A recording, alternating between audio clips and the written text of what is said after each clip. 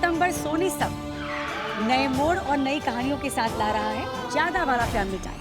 तो सोमवार 9 सितंबर से देखिए वागले की दुनिया और पुष्पा इम्पॉसिबल रात 9 से अब 10:30 बजे तक। मतलब त्योहारों में एंटरटेनमेंट से भरे एपिसोड्स और ज्यादा वाला फैमिली टाइम हर रोज।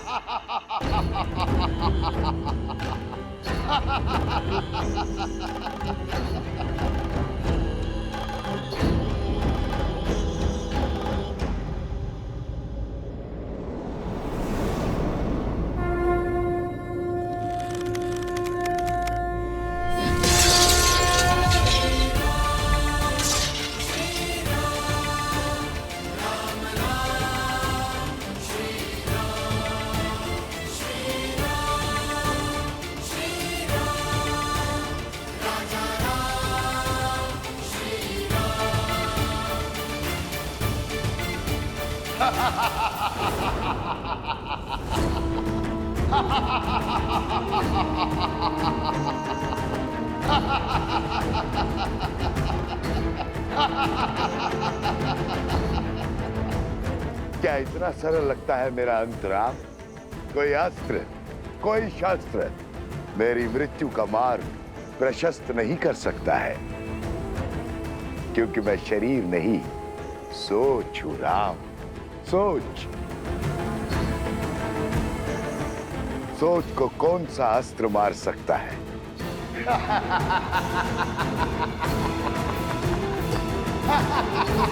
बता सकते गुरुवर। जिसके बाण असत्य हो, धनुष अधर्म हो, उसे पराजित करना सरल नहीं होता। बार बार दोहराया गया सत्य सत्य प्रतीत होने लगता है, मन में संदेह उत्पन्न करने लगता है। इसलिए आवश्यक है कि ऐसी स्थिति में व्यक्ति का मन दृढ़ हो, और ये दृढ़ता बल से नहीं, संस्कारों से आती है। संस्कार से ही इसे पराजित किया जा सकता है। ऐसे संस्कार जो व्यक्ति की चेतना को पवित्र करे और समस्त संसार में संस्कारों को स्थापित करती है। स्त्री शक्ति, अर्थात इस भयंकर असुर को केवल एक स्त्री शक्ति ही पराजित कर सकती है, किसी राजा के बल की शक्ति नहीं।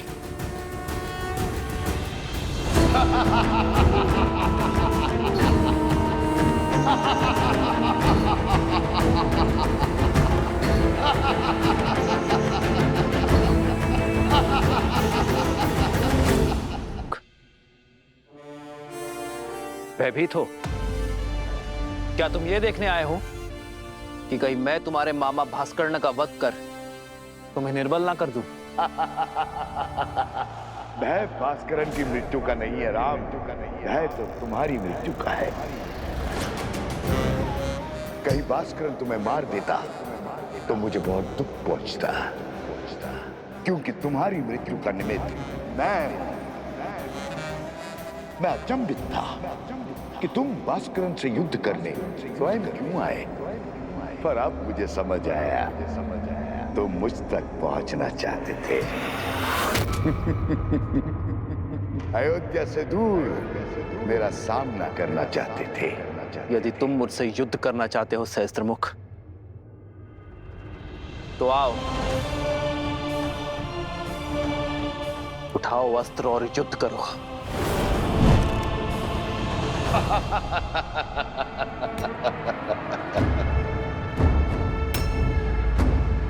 मेरे शस्त्र सदा मेरे साथ रहते हैं राम। मेरा मुख मेरा धनुष है, जो सहस्त्र दिशाओं में है।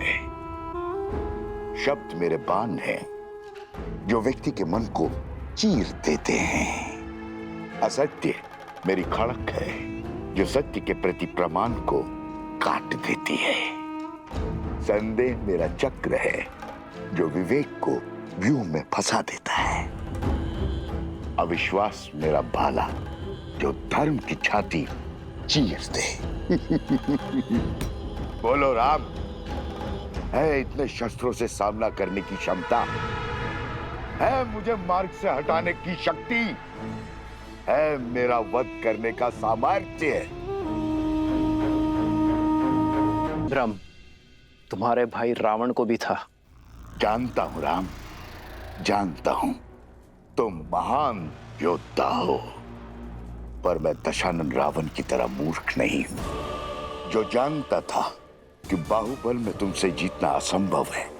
तुम्हारे साथ इंद्र है, फिर भी युद्ध भूमि में तुम्हारे सामने खड़ा हो गया। जो युद्ध बुद्धि से जीतना था, उसे बल से जीतने की हट कर बैठा। प्रचंड घने वृक्ष सरलता से कट जाते हैं राम, पर मैं सारे जगत में उगने वाली घास हूं, जो दिखती तो निर्बल है पर होती अनंत है। मुझे एक जगह से उखाड़ोगे तो मैं सहस्त्रों जगहों पर उग आऊंगा। मेरा खून बहाओगे तो मैं रक्त बीज बन जाऊंगा। तुम्हारे बल से तो मैं परिचित हूं, अयोध्या वासियों का दूषित मन मेरे बल का परिचय है। रघुकुल के सत्य के प्रकाश में असत्य के अंधकार का अंत निश्चित है सहस्त्रमुख। इस राम राज्य की कल्पना सारा संसार कर रहा है, वो अयोध्या में कभी स्थापित नहीं होगा राम। प्रहार करने वाले के हाथ तो रोक दिए जा सकते हैं, किंतु बोलने वाले मुख को नहीं रोका जा सकता है। मैं सहस्त्र रावण अपने सहस्त्रों मुंह से अयोध्या में हाहाकार मचा दूंगा। तुम्हारे मंत्रियों और अधिकारियों में लोभ और लालच भर दूंगा। प्रजा के मन में अविश्वास और संघर्ष का बीज बो दूंगा। परिवार को ईर्ष्या और द्वेष दे दूंगा। राज्य में विद्रोह उत्पन्न करूंगा। धर्म की धरा पर अधर्म के पुष्प कभी नहीं खिल सकते सहस्त्रमुख। तुम्हारे विष की गगरी मेरे नगरी में कभी नहीं छलकेगी, क्योंकि मैं इसी क्षण इसी स्थान पर तुम्हें बांध दूंगा।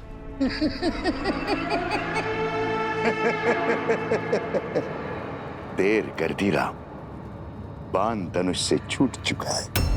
प्रजा छोड़ो, तुम तो अपनी पत्नी सीता की भी रक्षा नहीं कर पाओगे। लोक अपवाद से, निंदा से, कुमंत्रणा से अपनी आने वाली पीढ़ी तक की रक्षा नहीं कर पाओगे।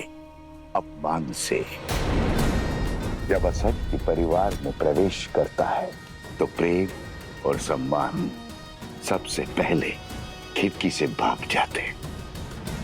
सच कहूं राम, मैं तुम्हें मारूंगा नहीं, मैं तो तुम्हें जीवित रखकर तुम्हारी मृत्यु का आनंद लूंगा। तुम्हारी मर्यादा के वध का साक्षी बनूंगा। जब पूरा विश्व एक सुर, एक राग में बोलेगा कि राम की सीता दूषित है, अपवित्र है, चरित्रहीन है।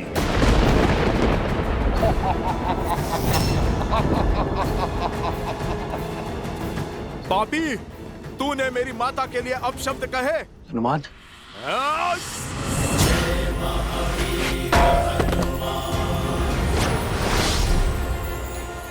बहुत हुआ तेरा छल, अब तू देखेगा सीता माता के पुत्र का बल।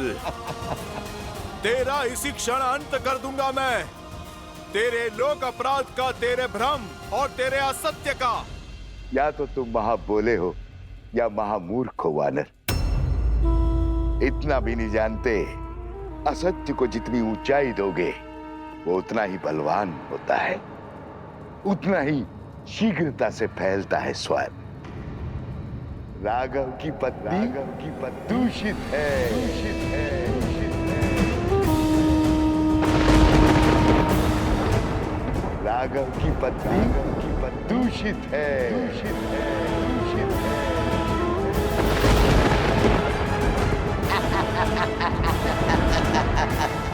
राघव की पत्नी दूषित है।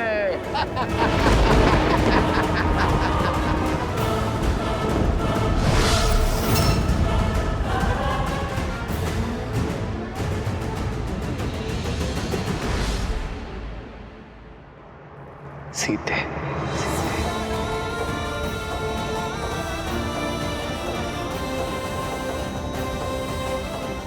अधर्म ने चाहे जितने भी सशक्त कवच पहने हो, मेरे श्री राम उसके अंत का कोई ना कोई हल अवश्य निकाल लेंगे।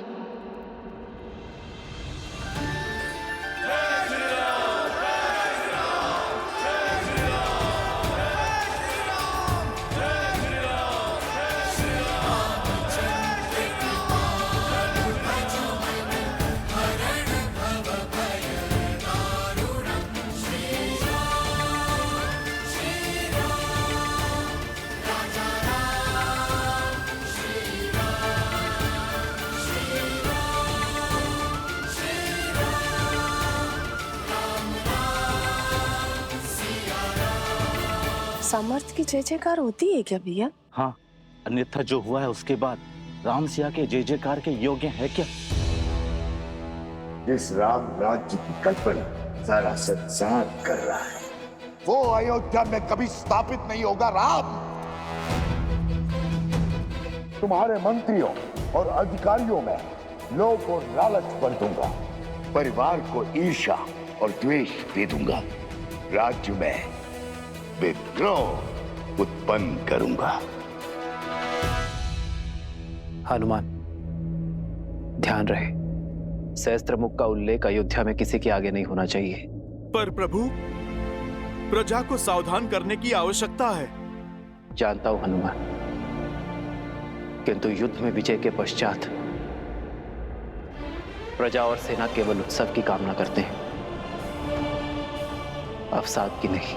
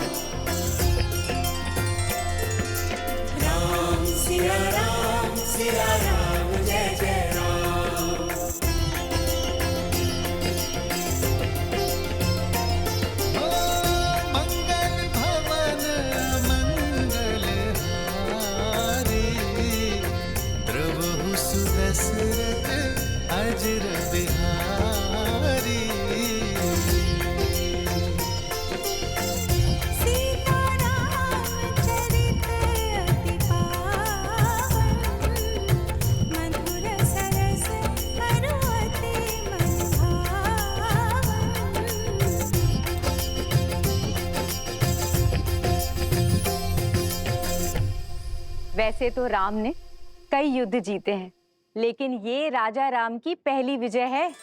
माता, आपको देखना चाहिए था कैसे भैया ने उस दुष्ट भास्करण का वध किया। ना वो धरती पर था और ना ही वायु में। हनुमान जी के सहयोग के कारण। हनुमान जी ने इस युद्ध में भले ही सैनिक ना बनकर, परंतु भैया का सेवक बनकर अपना पूर्ण योगदान दिया है। उनके बिना ये विजय संभव नहीं थी, है ना भैया? इतना विनम्र मत बनो लक्ष्मण। मेरी वीरता की गाथा बताने में अपना शौर्य छुपा बैठे। संहार दमन को कितने साहस के साथ मारा है तुमने, और भास्करण का वध करने में अपने प्राण तक दांव पर लगा दिए। ये विजय केवल राजा राम की नहीं, समस्त अयोध्या की है। और अयोध्या इसी प्रकार हर युद्ध को जीतेगी, फिर चाहे वो युद्ध भीतर का हो या बाहर का। राम सिया राम सिया राम सिया राम, राम सिया राम सिया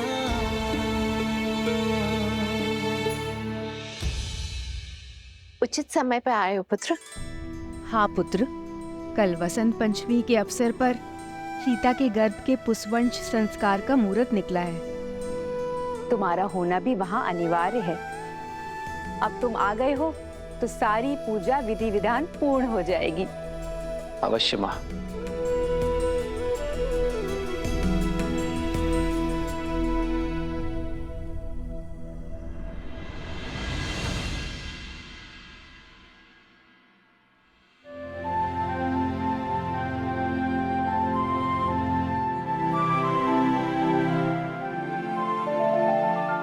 चौंकिए मत, आपके ही हैं।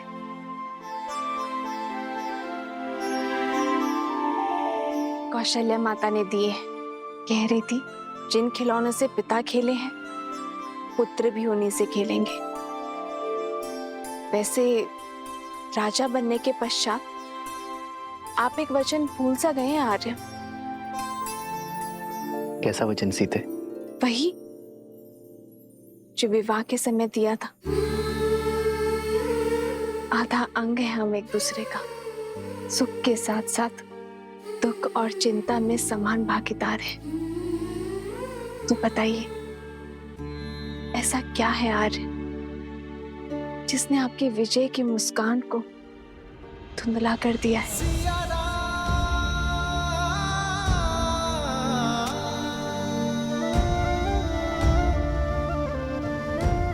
कैसे बताऊं सीते? समय और नियति बहुत बड़ी परीक्षा लेने वाले हैं। आने वाला कल बहुत बड़ी कसौटी है। तो अच्छा है ना आर्य, कसौटी तो स्वर्ण को ही परखती है। आप उस असुरी माया को लेकर चिंतित है ना आर्य? गुरु वशिष्ठ ने बताया मुझे कि किसी असुरी माया की छाया है हमारे राज्य पर, जो प्रजा की सोच और विचारों को दूषित कर रहा है। राम की सीता दूषित है, अपवित्र है, चरित्रहीन है। सोच की शक्ति समझती हूं मैं आर्य। एक बुरा विचार सभी अच्छे विचारों को दुर्बल कर सकता है। यही सत्य आपको व्याकुल कर रहा है ना? गुरुवर ने यह भी बताया कि इस सोच को शास्त्र से नहीं संस्कार से हराया जा सकता है।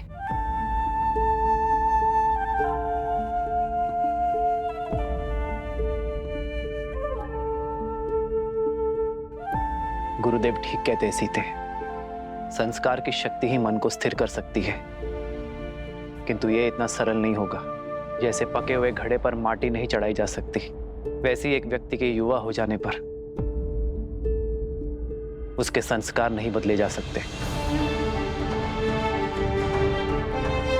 संस्कार बालकों को दिए जाते हैं सीते, युवाओं को तो शिक्षित किया जाता है। और अब मैं भी वही करूंगा। अपने राज्य को, अपनी प्रजा को शिक्षित करूंगा, क्योंकि विद्या ही अब एकमात्र मार्ग है।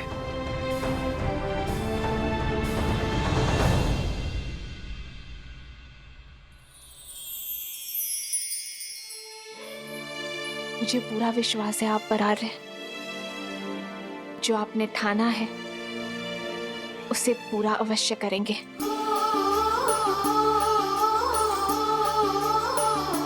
तुम्हारे साथ के बिना ये सब संभव नहीं है सीते। तुम्हारा मुझ पर अटूट विश्वास ही मेरी शक्ति है। जन्म जन्म का है ये संगम, राम रतन सीता वैभव धन। अर्धांगिनी हूं आपकी, सदा आपके पास। हम दोनों मिलकर सब संभाल लेंगे आर्य। हम दो नहीं सीते, हम तीन। हमारे प्रेम और संस्कार का संगम है ना हमारे साथ। राम सिया राम सिया राम सिया राम, राम सिया राम सिया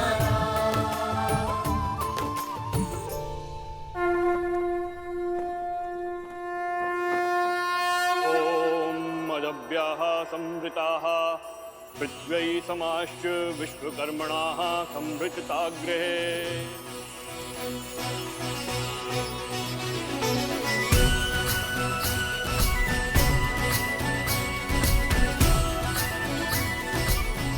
पुत्री, ये किलोई भस्म है। इसे अपने दाहिने हाथों से अपने नाक के ऊपर लगाओ और श्वास के साथ भीतर लो। किलो की ये गंध तुम्हें और तुम्हारी संतान को स्वस्थ रखेगा।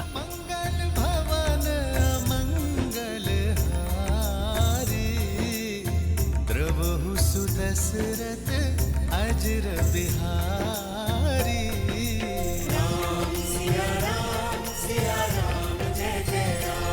औषधि अमृत के समान होती है राम।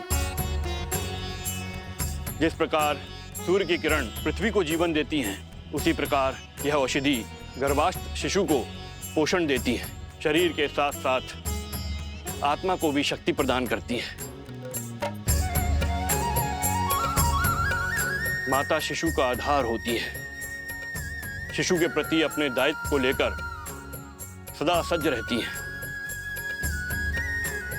किंतु शिशु और समाज के कल्याण के लिए माता पिता के साथ साथ परिवार के जनों को भी यह आश्वासन देना होगा कि वो गर्भ में पल रहे शिशु को सभी समाज की कुरीतियों से बचाएंगे और उसके विकास के लिए सदैव सहायक रहेंगे।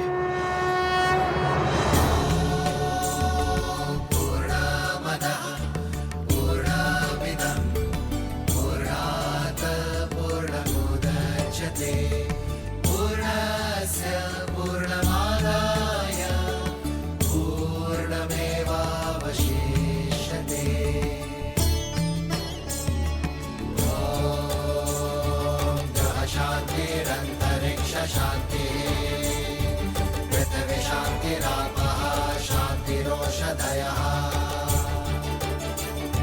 शांतिरेव शांतिः साम शांतिरेधि।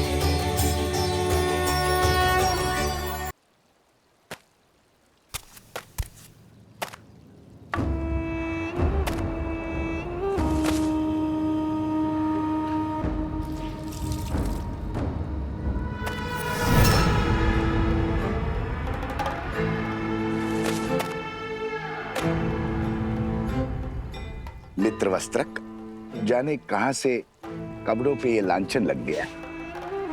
ये स्वच्छ हो जाएगा। ये तो शिव मंदिर की पिछली वाली दीवार में लगी गाय का धब्बा है। मंदिर के ऊपर जामुन का पेड़ है, उसी का रस, दियों का तेल, दीपक का काजल, सभी का मिश्रण है ये धब्बा। छूटना थोड़ा कठिन है, पर चिंता ना करो, ये धब्बा छूट जाएगा। अद्भुत, झट से पहचान लिया। गहरा अनुभव लगता है। काली को पहचान कर उसे साफ करना, ये तो वस्त्रक का कर्म है। सारी नगरी के मलिन वस्त्र यहीं आते हैं। बड़े से बड़े धनवानों के वस्त्रों के दागों को देखकर पहचान जाता हूँ कि कौन कहां से लांछन लेकर आया है। इतना गहरा अनुभव उचित है, उचित है। फिर तो ये भी जान जाते होंगे कि लांछन व्यक्ति पे लगा है या वस्त्र पे। अब हमारी सीमा तो वस्त्रों तक ही सीमित है। हम वस्त्रों के लांछन को ही पहचानते हैं और बस, और उन्हीं को ही धोते हैं। उचित कहा मित्र। वस्त्र पे लगा लांछन तो धुल सकता है, किंतु व्यक्ति पे लगा लांछन कभी नहीं धुलता, और विशेषतर व्यक्ति यदि नारी। मैं चलती हूँ। अच्छा ठीक है, ध्यान से जाना। और हाँ, और नदी जो है ध्यान से पार करना। कुछ बाढ़ के संकेत हैं। अच्छा जी। आप इसे संध्या को ले लेना। वाह मित्र, सीधे जाने को कह दिया। अंधकार होने से पहले लौटने का निर्देश भी नहीं दिया। इसमें कहने वाली क्या बात है, सदा आ ही जाती है। धन्य हो रे राजा राम और उसकी प्रजा। समाज के लांछन जानते हो और समझते भी हो, फिर क्यों देखकर अनदेखा करते हो? भूल गए, नारी पे लगा लांछन कभी नहीं धुलता। तुम्हारा मन पवित्र है, पर समाज का क्या? जंगल में मोहर नाचेगा तो कहां देखने जाओगे? अब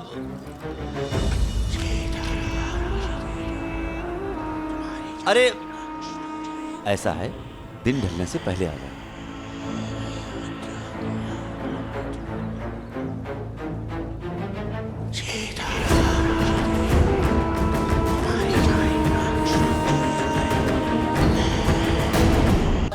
सिया राम,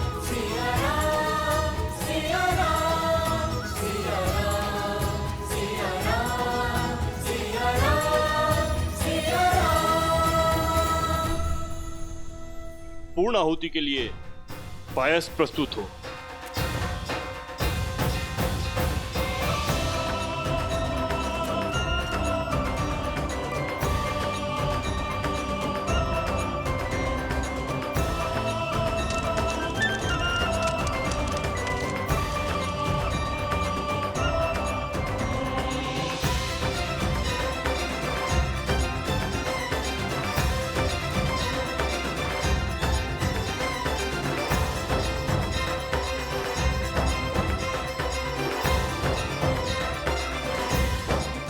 शिशु दीर्घायु और स्वस्थ हो, इस कामना के साथ प्रसाद ग्रहण करें देवी।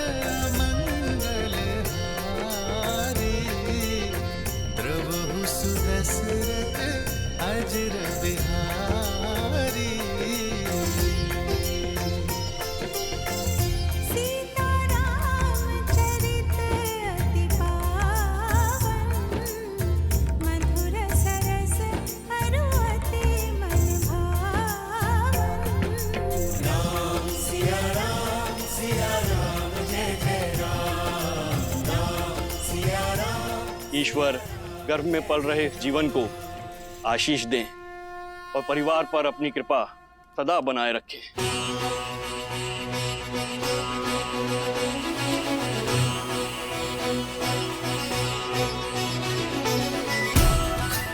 ये संतान राम राज्य में सुख और समृद्धि लाएगी। समृद्धि नहीं, समापन होगा। भूचाल लाऊंगा मैं राम राज्य में। भूचाल जिस तरह को वज्र का प्रहार भी तोड़ नहीं पाया, उसमें ज्वालामुखी का विस्फोट लाने की शक्ति है शब्द में। राई के दाने से भी छोटा होता है वट वृक्ष का बीज, पर चट्टान फोड़कर बाहर आ जाता है। सबके वस्त्रों को धोने वाले इस वस्त्र के मन में मैंने जो कलुषित धब्बा छोड़ा है, वो धीरे धीरे फैलकर पूरे राम राज्य पर ग्रहण लगा देगा। राम राज्य।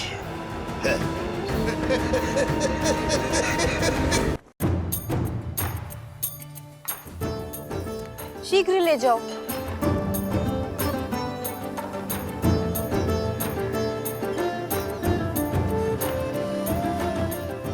तनिक देर और पकाओ साग को। जी, मसाला को थोड़ा और पकाइए। किष्किंधा में तो क्या, संसार के किसी भी कोने में ऐसा भोजन नहीं खाया होगा इस वानर सेना ने, जो आज राजा राम की रसोई का और सीता के हाथों का बना महाभोज खा के तृप्त हो जाएंगे सारे। तनिक धीरे बोलिए माताश्री, कहीं हनुमान जी ने सुन लिया तो अपने नगर लौटने का विचार ही ना बदल दें।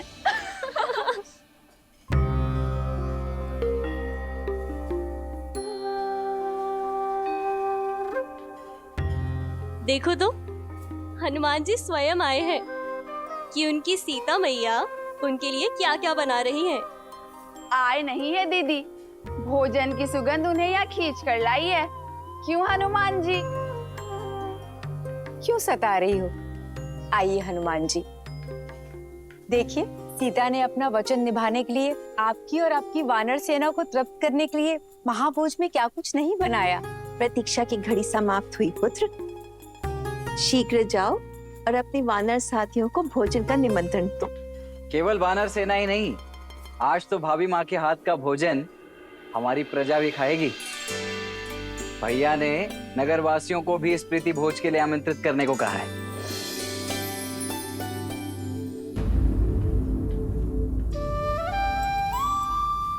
आहा, इतनी अद्भुत सुगंध। मेरी तो भूख इस सुगंध से ही तीव्र हो बैठी है। भाभी माँ, आज तो अत्यंत आनंद आएगा। आप सभी शीघ्रता कीजिए, भूख तीव्रता से बढ़ रही है। हनुमान,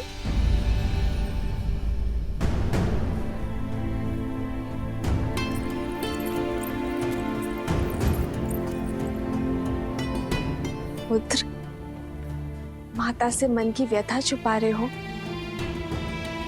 क्या हुआ? क्या तुम प्रसन्न नहीं?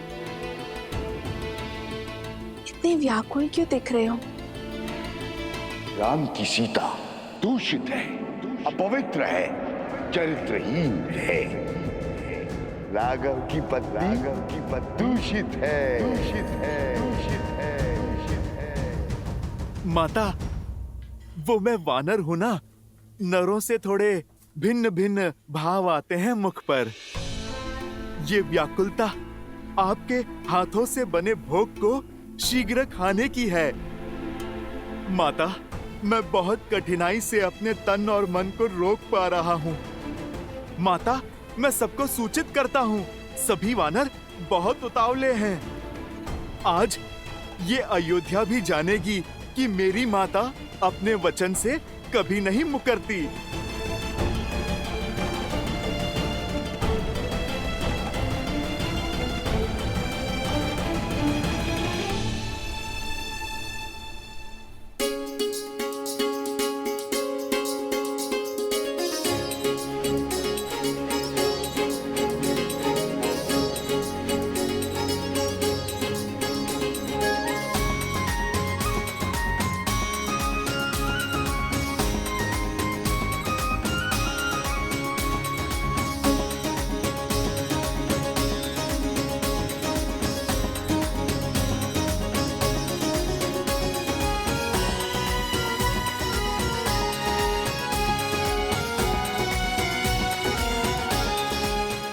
अद्भुत, आनंद आ गया प्रभु। जय सिया माता की। लगता है माता सीता ने नहीं, स्वयं मां अन्नपूर्णा ने भोग बनाया है।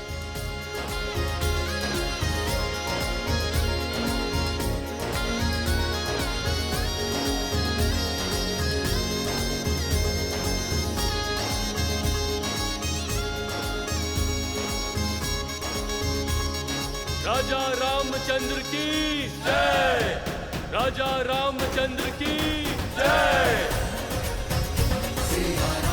सीता मैया की जय, सीता मैया की जय। सोचता हूँ महाराज से याचना कर यहीं रुक जाऊं। इतना स्वादिष्ट भोजन तो किष्किंधा में कहाँ मिलता है। सत्य वचन, पेट भर गया, किंतु मन है कि भरता ही नहीं। और खाओ, अभी भोजन समाप्त कहाँ हुआ है। देखो, हनुमान जी अभी भी जीम रहे हैं। ब्रह्मानंद मगन कपि सबके प्रभु पद प्रीति, जात न जाने दिवस तिन्ह गए घटिका शत बीती।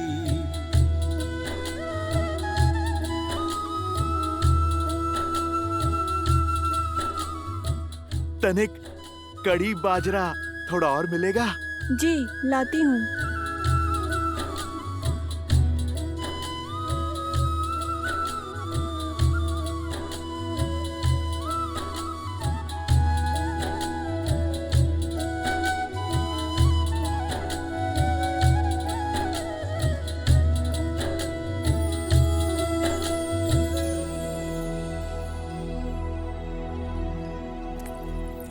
अरे खड़े क्यों? जाओ, कड़ी बाजरा लेकर जाओ। महारानी, सारा भोजन समाप्त हो गया है। हम अभी बनाने जा रहे हैं, किंतु तनिक समय लगेगा। हम शीघ्र ही बनाते हैं।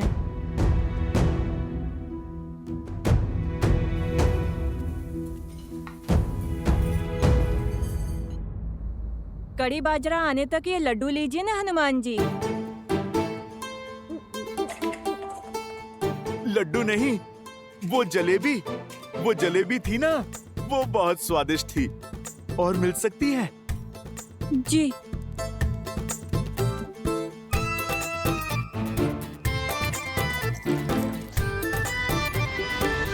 आर्य, रसोई में सारा भोजन समाप्त हो गया है। सारे पात्र खाली हैं। और भोजन बनाने में समय लगेगा। पर पुत्र हनुमान की भूख रुकती ही नहीं। आपने वनवास में इन भोले वानरों को भूखा रखा था ना। आपका वचन था कि आप इन्हें तृप्त करेंगे, तो करिए अब इन्हें तृप्त।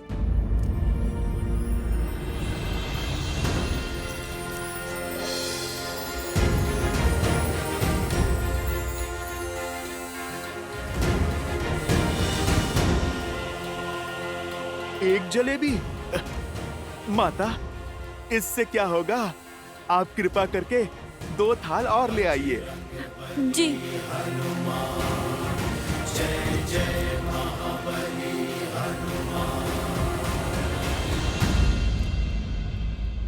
चिंता ना करो सीते, मेरे हनुमान को तृप्ति अवश्य मिलेगी। आओ सीते।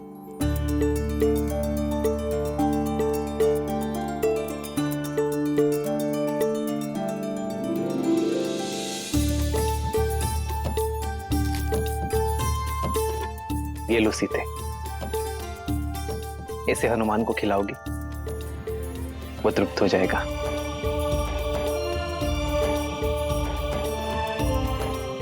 सच में? विश्वास करो।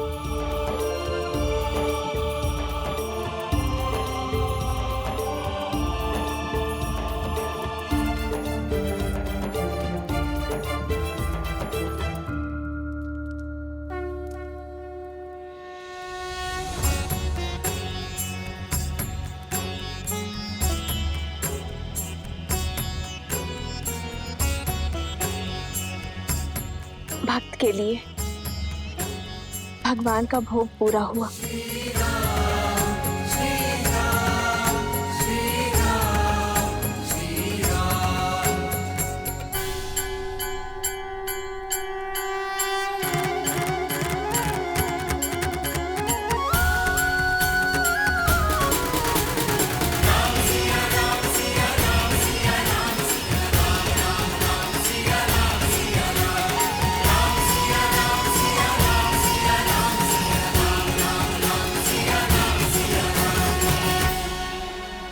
लो हनुमान, ये लड्डू खाओ।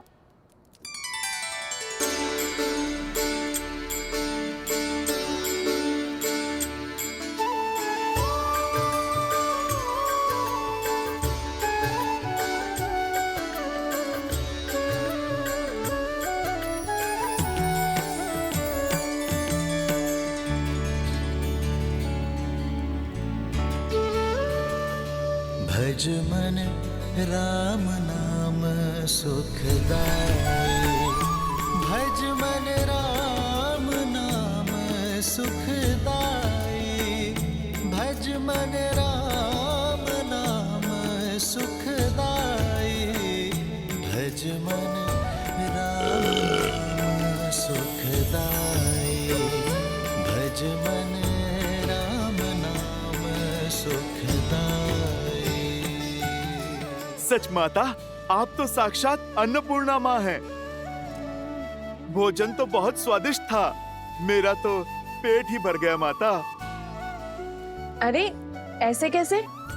बाद में फिर कहोगे कि माता ने पेट भर भोजन नहीं खिलाया। लो, 1-2 लड्डू और खा लो। नहीं माता, तन और मन दोनों तृप्त हो गए।